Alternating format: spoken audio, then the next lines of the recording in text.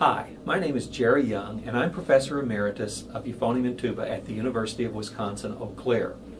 Today's power lesson focuses on choosing a music major that's right for you. If you haven't seen the power lesson on choosing a college or university, I would recommend visiting that power lesson and then coming back to this one, especially if you haven't yet participated in that activity. Choosing a major is a big decision. There are several possibilities that most schools offer, and they have varying amounts of flexibility and opportunity. As you think about a major in music, the first decision you're making, at least for most folks, is that you want to make your living in music.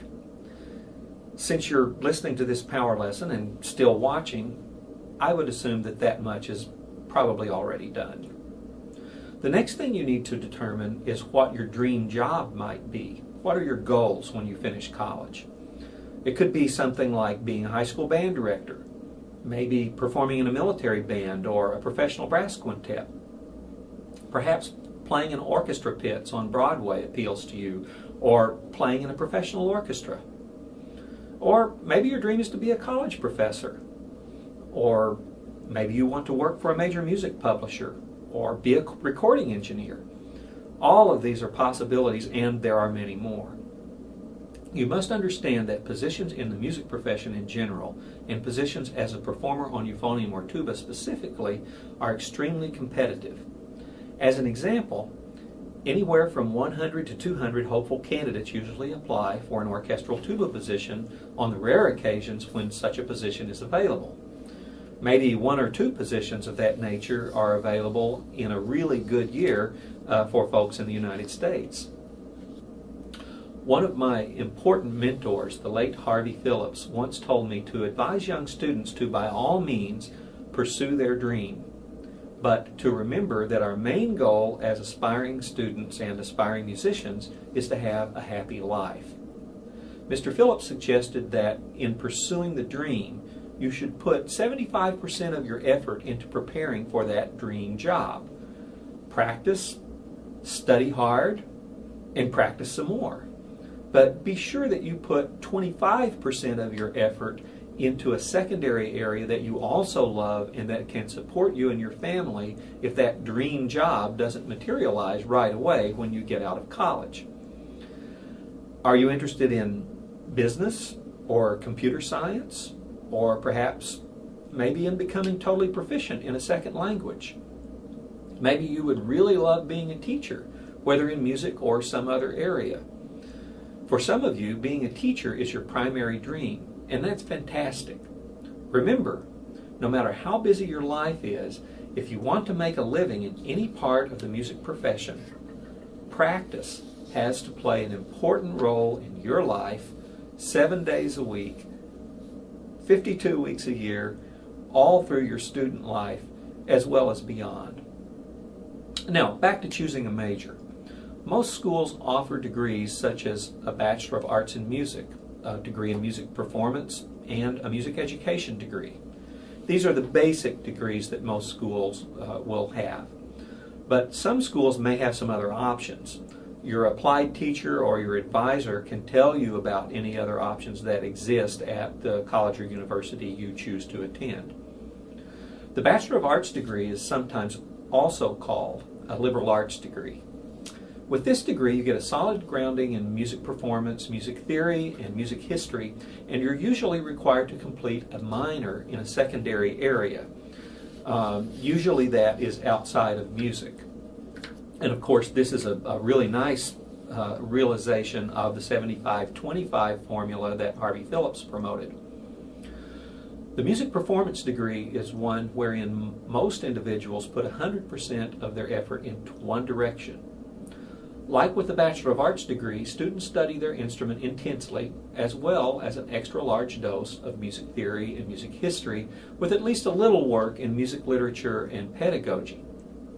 Much more credit is given for study of your instrument in order to allot more time for practice as part of your credit load.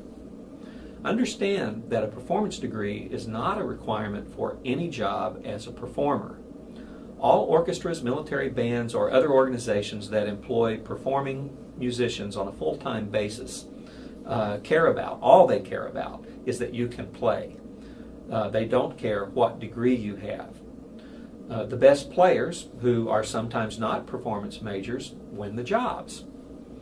Most individuals who pursue an undergraduate performance degree indeed go on to graduate study immediately upon completing their undergraduate degree. They continue study of their instrument, but they also often explore secondary interests in music, such as music history, ethnomusicology, music theory, maybe music composition, so on. If you think you want to pursue a music performance degree, plan to have a serious talk with your prospective teacher about your personal goals for your life in music. The Bachelor of Music Education degree is another option. This is also a highly specialized and very demanding degree.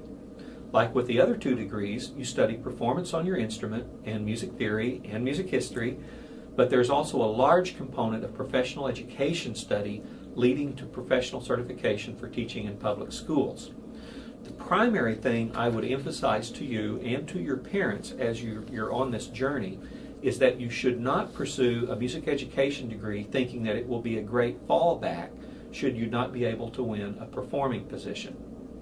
This is a strategy that leads to great sorrow professionally for many people and for the students in the classrooms of the person who is doing the falling back. If you're a high school student listening to this power lesson, my guess is that you probably have a teacher, hopefully not in your music classes, who is falling back. You can tell that they would rather be anywhere else in the world other than with you in that classroom. You don't want to be that kind of person. If you're in love with the idea of teaching music at any level, then music education might indeed be a great degree choice for you. But if it's not something that appeals to you from the very beginning, I would recommend against it, and I would make that recommendation strongly. If you're not sure, many schools have a course that you can take in your freshman or sophomore year with some variation on the title, Introduction to Music Education as a Profession. Take that class as soon as you can if you're in doubt, and I think many of your questions will be answered and it'll be easier for you to make a decision. Relative to the study of your instrument, I think I speak for most of my colleagues around the world when I say that we teach every student the same way. Regardless of your degree program, you have to be a great player. I want every student I teach to be prepared to take a professional audition and to be a fine soloist. My students who are music education majors need to be able to pass on the basic skills for auditioning and solo playing to their students, and they need to be at the highest professional level possible in order to do that successfully and effectively. Many of my Bachelor of Arts students aspire to professional playing positions, so it's important for me to provide them with the same skills that I would try to provide to a performance major. Again, the vast majority of the professors who you meet will tell you exactly the same thing that I'm telling you today. One last thing, regardless of which degree appeals to you, if you have not yet studied the piano at least a little bit, as soon as you're done listening to this power lesson, go and find a piano teacher and begin lessons immediately. You're at an immediate disadvantage if you have no piano background. Some music schools may not even admit you without basic piano skills, regardless of how proficient you are on your major instrument. Even if you're a high school junior or senior, it's definitely not too late. Your band director can help you find a good piano teacher who can give you the basic skills you need to be ready for entry into a music program. You can contact me and thank me for giving you this advice later. I hope that this power lesson gives you something to think about and perhaps raises some more questions that you'll want to ask when you make your college visits. I wish you the very best as you begin this adventure in your life, and in the meantime, keep on practicing.